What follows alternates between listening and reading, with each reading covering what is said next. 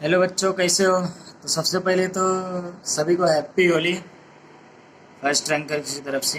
तो आज हम लोग इंग्लिश ग्रामर का एक छोटा सा टॉपिक कवर करने वाला हूँ इसमें मैं, और उसको पढ़ेंगे, उसको समझाया जाएगा और सिंपल और शॉर्ट तरीके से कि फटाफट वो ख़त्म भी हो जाए और आपको समझ में भी आ जाए।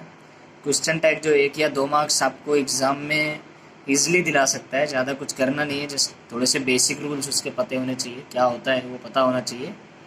तो आज उसको हम लोग देख लेते हैं यहाँ पे। तो आइए सबसे पहले स्टार्ट करते हैं हम लोग कि क्वेश्चन टैग होता क्या है। तो क्वेश्चन टैग क्या है, यहाँ पे देख लीजिए, डिफिनेशन लिखा हुआ है। A question tag is a short addition to an assertive और imperative sentence asking for confirmation and agreement. Okay, तो क्वेश्चन टैग क्या होता है, वो असर्टिव इम्परेटिव अपना जो भी सेंटेंस होता है, ठीक है, उसमें शॉर्ट टर्म कुछ हम लोग ऐड करते हैं, शॉर्ट एडिशन होता है, और उससे कंफर्मेशन मिलता है, सामने वाले का कंफर्मेशन कर लेने के लिए, पूछने के लिए हम लोग ऐड करते हैं उसको, वो क्वेश्चन टैग होता है। ठीक है, short form of question tag. तो क्वेश्चन टैग का वो लास्ट में क्वेश्चन मार्क लगता है। देखेंगे अभी हम लोग, जितनी जल्दी एग्जाम्पल्स देखेंगे तो फटाफट पता चलेगा। ईजी होता है, कुछ भी करना नहीं है, सिर्फ 2-3 चीज़ें हैं बस ध्यान में रखना है। जैसे कि सबसे पहले तो हम लोग को क्वेश्चन टैग के लिए कौन कौन से हेल्पिंग वर्ब्स लगते हैं।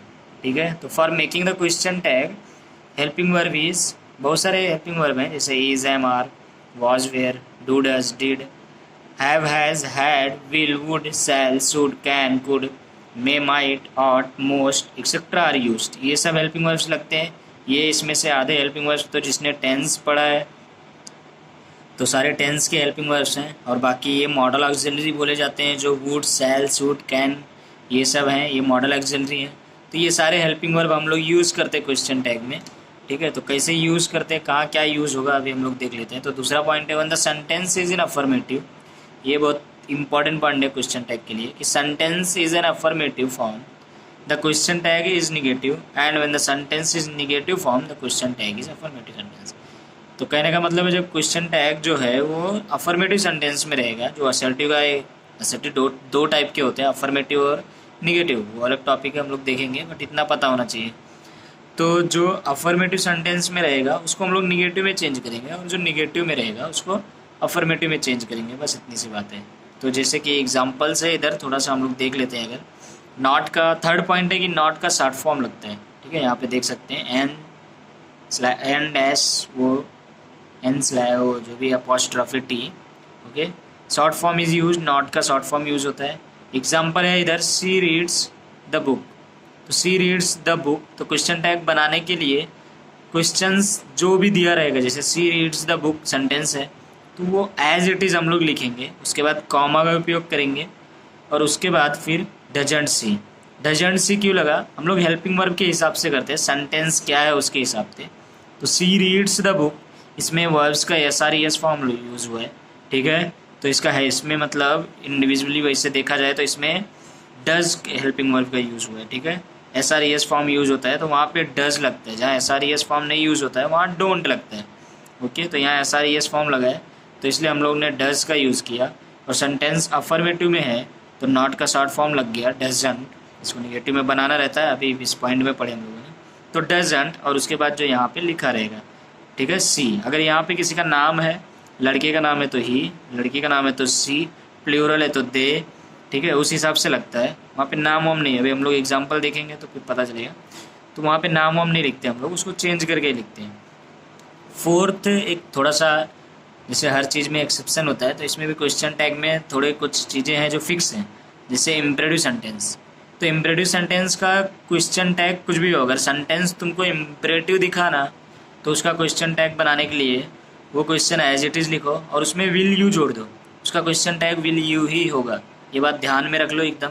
तो आप इम्परेटिव सेंटेंस दिखा तो मतलब कि उसका क्वेश्चन टैग क्या होगा, विल यू होगा। जैसे कि कॉल योर फ्रेंड, तो कॉल योर फ्रेंड, कॉमा लगा, उसके बाद क्या लगा दिया मैंने, विल यू। इसमें मुझे कुछ देखना नहीं है कि क्या है, मुझे सिर्फ क्या देखना है कि सेंटेंस कैसा होना चाहिए, इम्परेटिव सेंटेंस होना चाहिए। तो विल यू लगा दिया, और क्वेश्चन मार्क दिख लास्ट में। क्वेश्चन मार्क बहुत ज़रूरी है, लास्ट में क्वेश्चन मार्क लिखना ही लिखना है।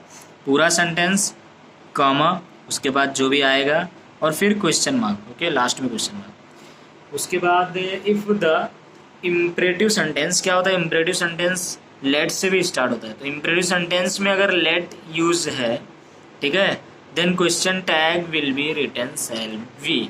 ओके, अगर इम्परेटिव सेंटेंस में लेट यूज है तो बिना सोचे समझे हम लोग क्वेश्चन टैग क्या लिख देंगे? Shall be. ठीक है, तो अगर नॉर्मल इम्परेटिव सेंटेंस है सिर्फ तो क्या होता है? Will you. और अगर उसमें लेट यूज है तो एग्जाम्पल देख लेते हैं हम लोग, क्या लिख सकते हैं उधर? Shall be. जैसे कि एग्जाम्पल देख लो, लेट अस हेल्प हिम।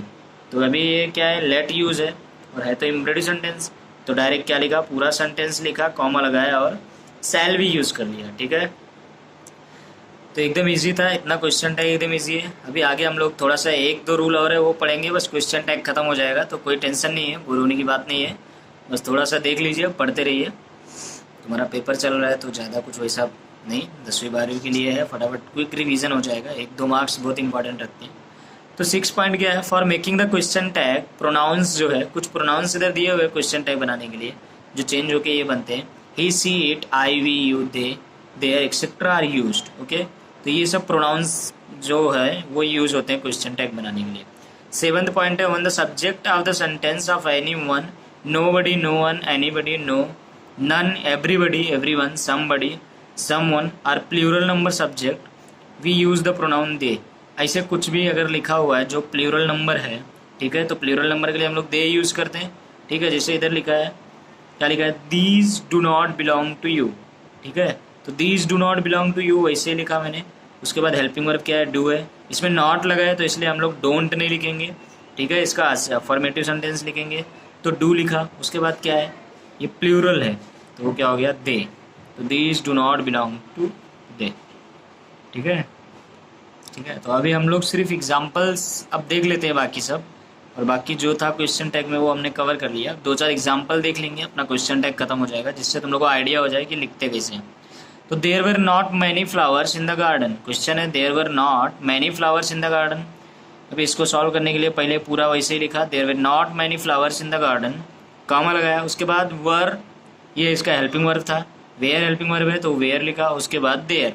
ठीक है, इसमें नॉट क्यों नहीं लगा? क्योंकि सेंटेंस में पहले से नॉट है, निगेटिव सेंटेंस है, दैट्स वाई इसमें नॉट नहीं लगा। उसके बाद he can swim in very deep water, he can swim in very deep water.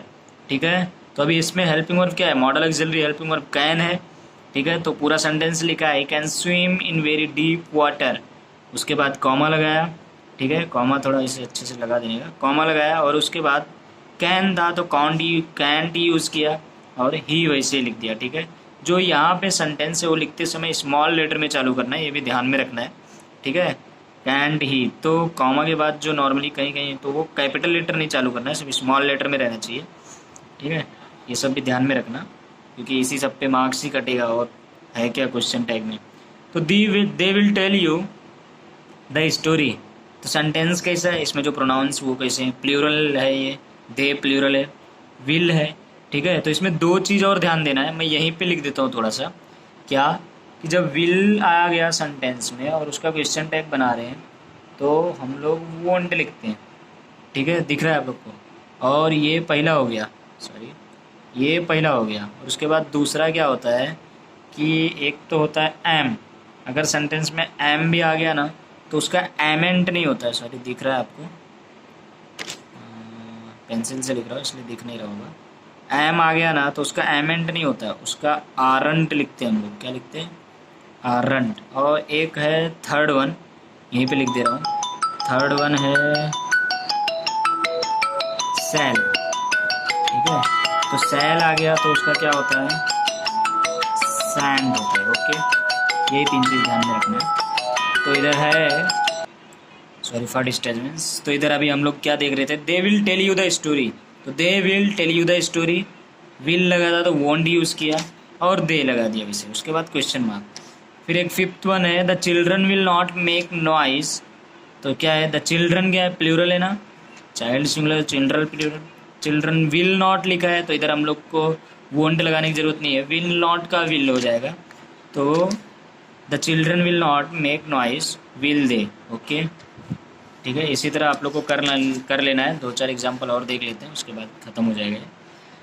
Trusting your friend is essential, बराबर इज हेल्पिंग वर्ब है, ट्रस्टिंग योर फ्रेंड अपना पूरा उसके थे, तो क्या लिख दिया? Isn't it. ठीक है, इजंट इट पूरा शाम क्वेश्चन लिखा, पूरा कॉमा लगाया और इजंट इट क्वेश्चन मार्क लिखा। We continue to walk, we क्या है, प्लूरल के लिए यूज होता है, ठीक है। कंटिन्यूड ये किस में, सेंटेंस किस में आ रहा है, पास्ट टेंस में, ठीक है। पास्ट टेंस का हेल्प, सिंपल पास्ट टेंस का हेल्पिंग वर्ब क्या है, डिड है, तो इसके लिए इधर क्या यूज़ किया, डिडंट वी। ओके, ठीक है। बस यहीं पे अभी ख़त्म करता हूँ। लाइक करिए, सब्सक्राइब करते रहिए। 2-4 एग्जाम्पल्स है, उसको आप लोग देख लीजिए, कुछ डाउट आएगा तो पूछ लेना। Thanks for the watching guys, happy Holi to all.